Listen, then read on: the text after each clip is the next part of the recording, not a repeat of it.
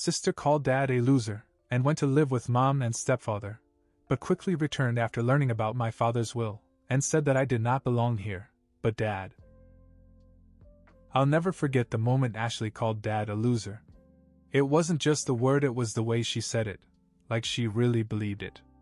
Like she had been holding it in for months and finally decided to throw it in his face. "You're a loser, Dad," she said, standing in the middle of the living room. "You've wasted your whole life, and I'm not going to end up like you." The room fell silent. I was sitting on the couch, halfway through scrolling my phone, and froze in mid-swipe. Dad, sitting in his usual chair by the window, just stared at her. For a second, I thought he was going to say something, defend himself, yell, anything. But he didn't. He just sat there, shoulders slumped, like someone had sucked the air out of him. Ashley didn't stop there. "Look at Roger," she said, her voice rising. "He's younger than you, but he's got his life together. A big house, a real job, vacations, all the things you'll never have." I wanted to say something, but my throat felt dry, like I'd swallowed sand. Dad wasn't perfect, sure. He was 57 and worked long hours driving a van just to pay the bills. He wasn't rich like Roger, but he wasn't a failure either. He'd raised us after Mom left, and he'd done the best he could. That had to count for something, didn't it? Ashley obviously didn't think so. She turned and stormed upstairs, muttering that she wasn't staying in this miserable house anymore. Dad didn't move. He just stared at the floor, as if looking at me or saying anything would completely break him. I stayed quiet too, not knowing what to do. When Ashley came back downstairs, she had a duffel bag in one hand and her cell phone in the other. "I'm moving in with Mom and Roger," she announced. "At least they know how to live. You should have tried harder, Dad.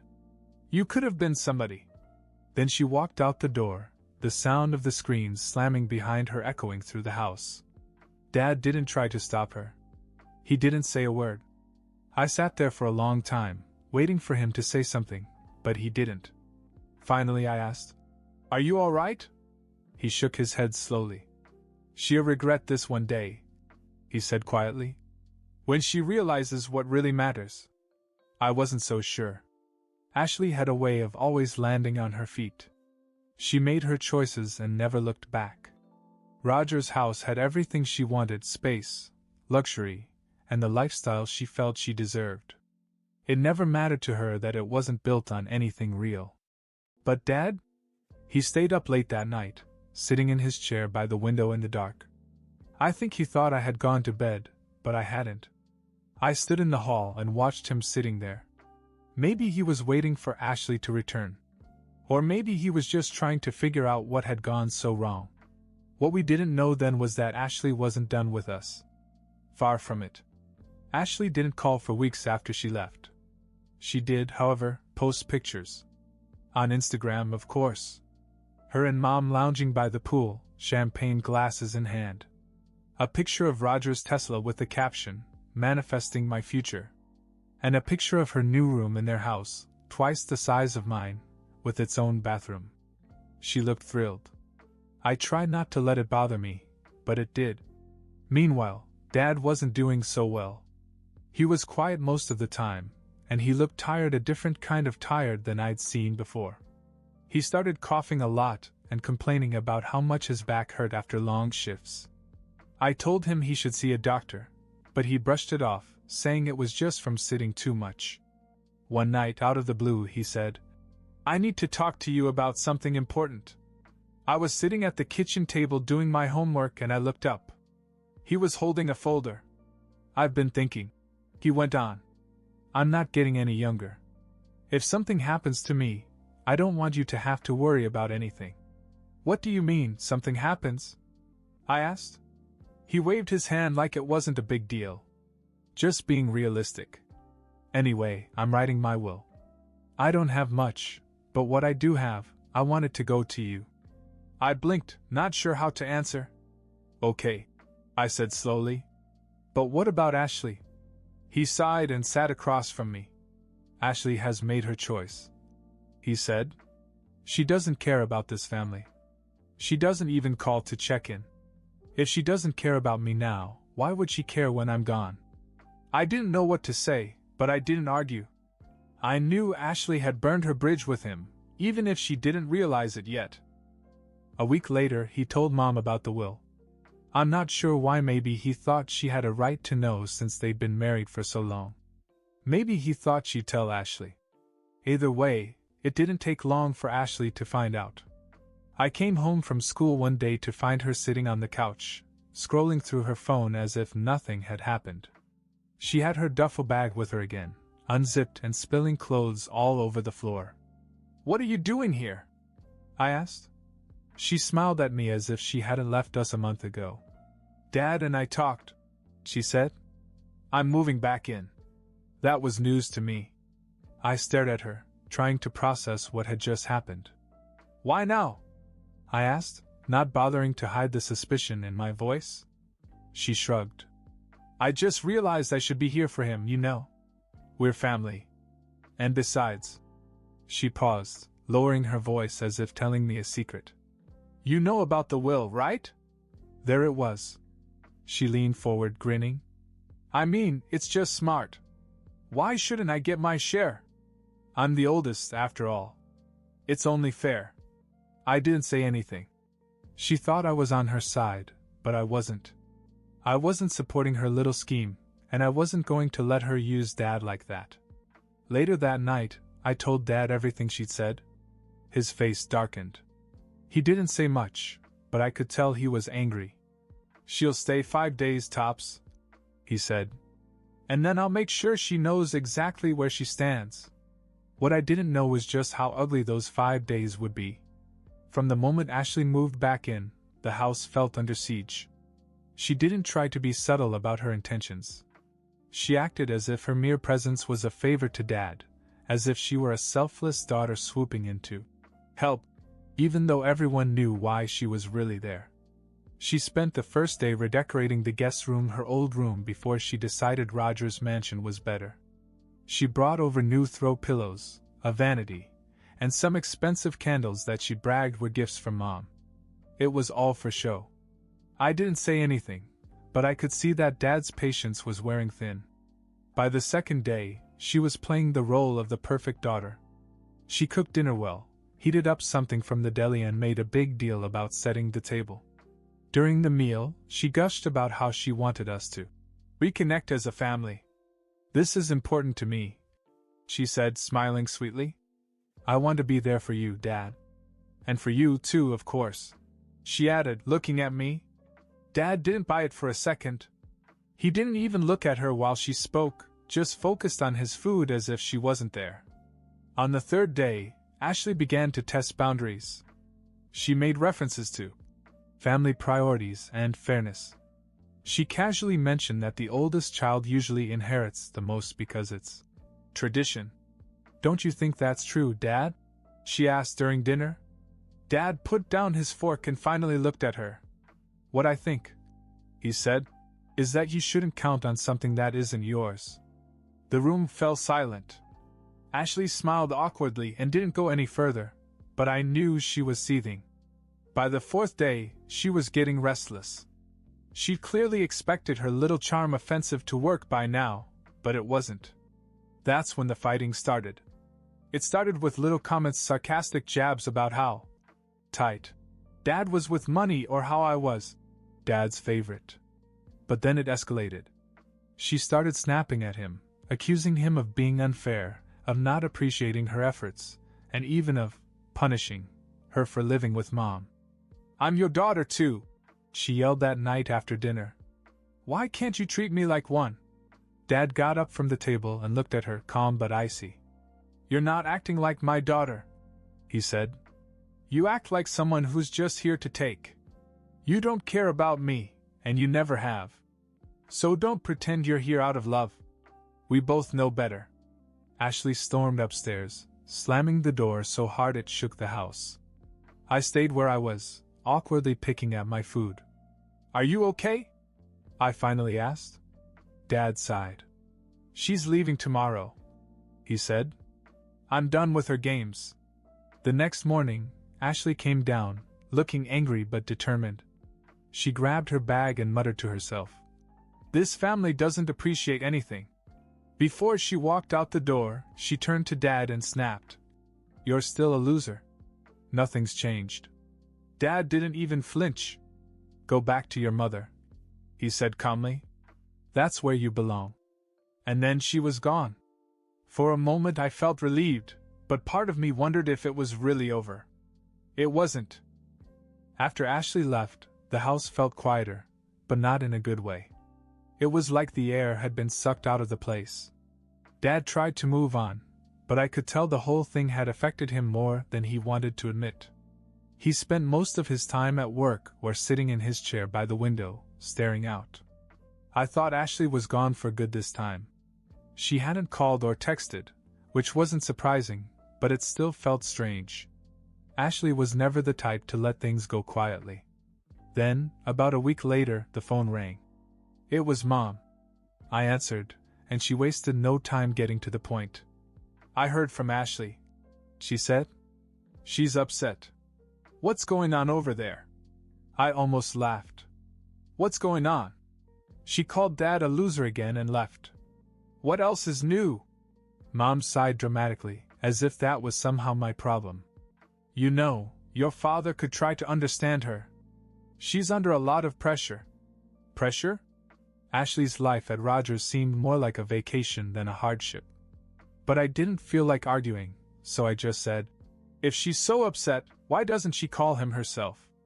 "She says she's tired of trying," Mom replied. "She doesn't think he'll ever forgive her." "Maybe because she's not sorry?" I snapped. Mom paused for a moment, then said, "Look, I just wanted to warn you. She's talking about the will." That stopped me cold. "What about it?" "She thinks your father is being unfair. She says it's her right to have a share, and she wants to talk to him about it again. She's determined." I hung up, feeling uneasy. Ashley had always been stubborn, but this felt different. It wasn't just about Dad or their relationship anymore, it was about what she thought she was entitled to. 2 days later, she showed up again. No warning this time. She just walked in as if she still lived there. "Miss me?" she asked, grinning as if nothing had happened. I didn't even try to hide my annoyance. "What are you doing here?" "I need to talk to Dad," she said, brushing past me. "And don't worry, I'm not staying." She found Dad in the living room, sitting in his chair with the TV on low. She didn't waste any time. "Dad, we need to talk about the will," she said. He looked up at her, his expression blank. "There's nothing to talk about," he said. "Of course there is," she said, sitting down across from him. "I am your eldest daughter. I deserve a share of whatever is left. It's not fair to cut me out completely." Dad didn't answer right away.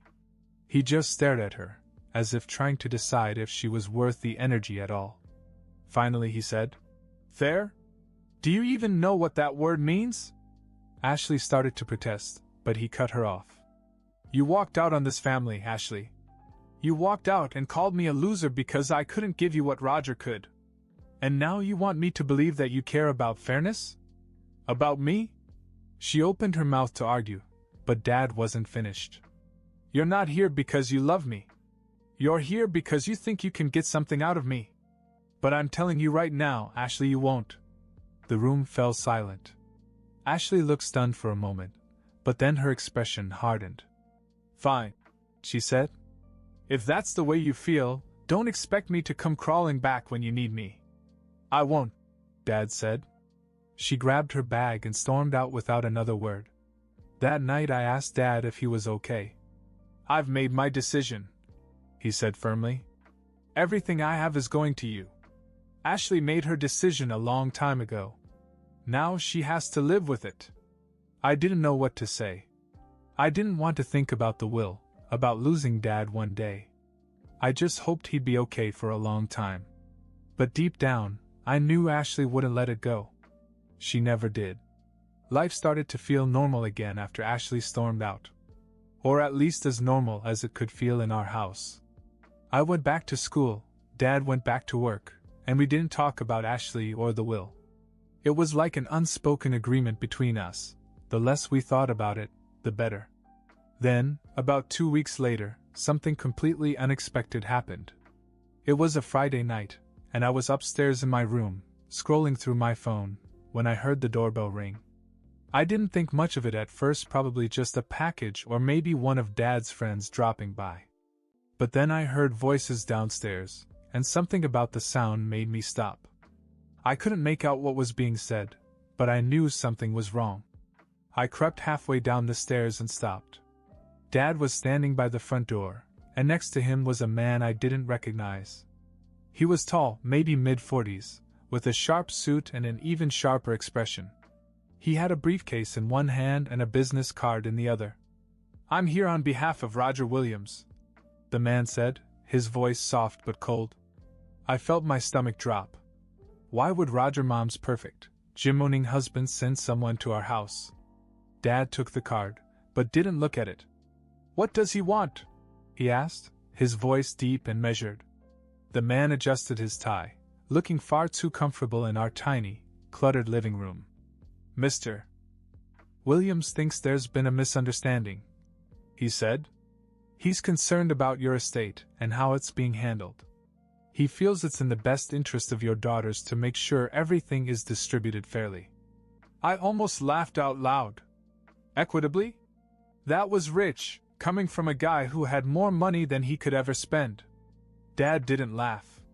He stared at the man for a long moment before finally saying, "You tell Roger he's got no say in what happens to my estate."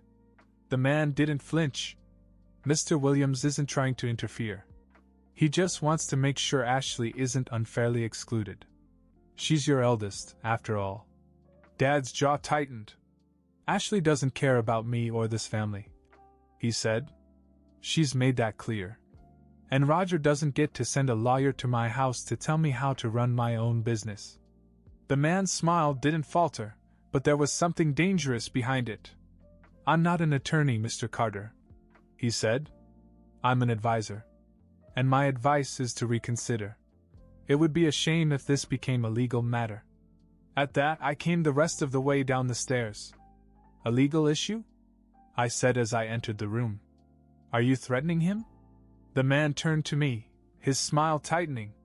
"Not at all," he said. "Just pointing out the potential complications of leaving a daughter out of the will." "Get out," Dad said suddenly, his voice like steel.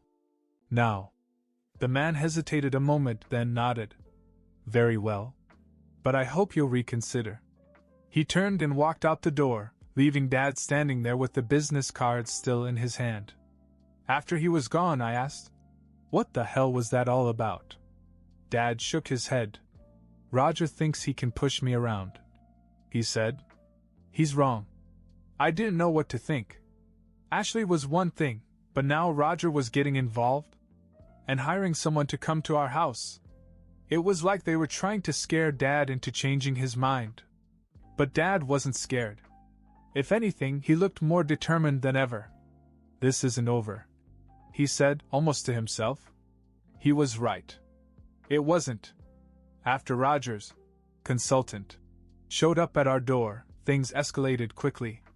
I thought Dad would let it go. He wasn't usually one to stir the pot, but this time something changed. He didn't say much to me that night, just told me to focus on school and let him handle it. The next morning he started calling. I had no idea who he was talking to, but it was clear he was serious.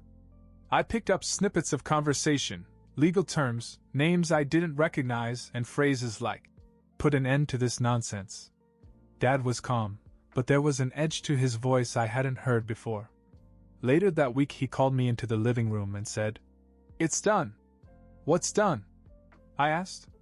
"Roger, Ashley, everything," he said. "They won't bother us anymore." He explained that he'd gotten in touch with some of his old contacts, people he'd worked with when he had a more high-profile job.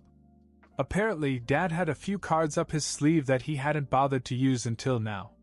He talked to a high-powered lawyer and drafted a letter to Roger and Mom, making it crystal clear that if they continued to interfere, he would take legal action for harassment.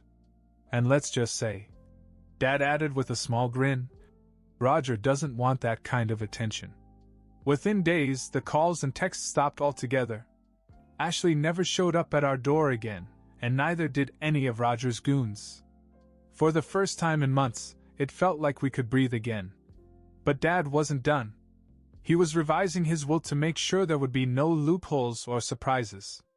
Everything was locked up tight, with clear instructions that everything would go to me.